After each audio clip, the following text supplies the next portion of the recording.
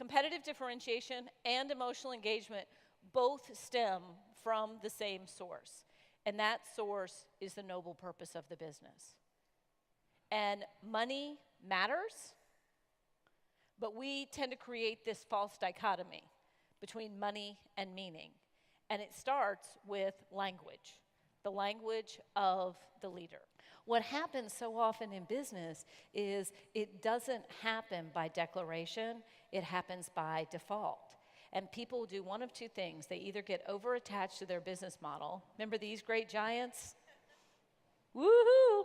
So what happens is they get over-attached to their business model. Blockbuster's a classic example. Anybody here is old enough, I remember when my kids were little, going on Friday afternoon to Blockbuster, how much fun that was. And you had to get there early so you could get the good videos. And we'd go, and it was so fun. Okay, so you look at me. There was a machine. It was about this big, and you got this thing, and you put it in. And if you had little kids, it was the most awesome invention ever. Ever, ever, ever. And when there was a store where you could go and you could get this thing and you could put it in, you wept. Tears of joy when you got that. Okay, I'm just telling you. Okay. But what happened? Somebody else, Blockbuster, thought they were in the store business. Somebody else decided that they were in the home entertainment business, and they said, wow, what would be some other ways we could get it to our customers?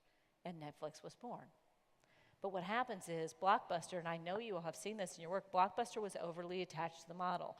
So when sales started to go down, what did Blockbuster do? I know, let's put overpriced candy at the checkout.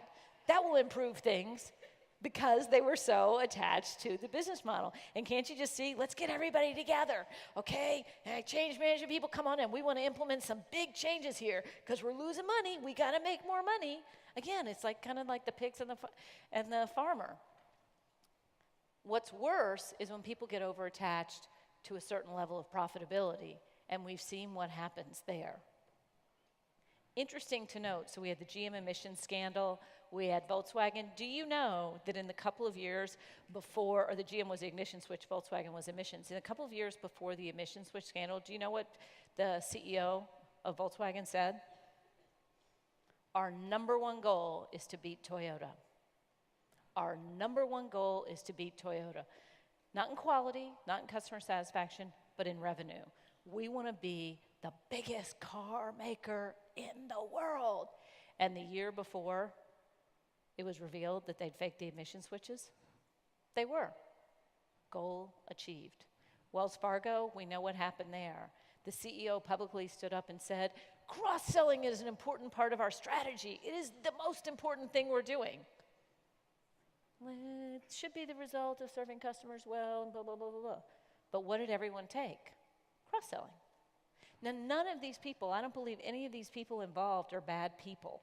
What happens is the words of the leader matter, and they get filtered down and filtered down and filtered down, and all of the emotion and all of the humanity gets stripped away, and it becomes about just the numbers with nothing surrounding them. But that's where you all come in, because I don't think these people mean to do this incorrectly. And so when we work with an organization, we say there's 3 things that you need to be able to answer about your company. How do you make a difference? How do you do it differently than your competition? And on your best day, what do you love about your job?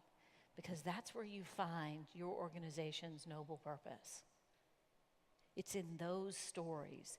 A noble purpose is both a statement and it's a narrative, and it is an absolute game changer.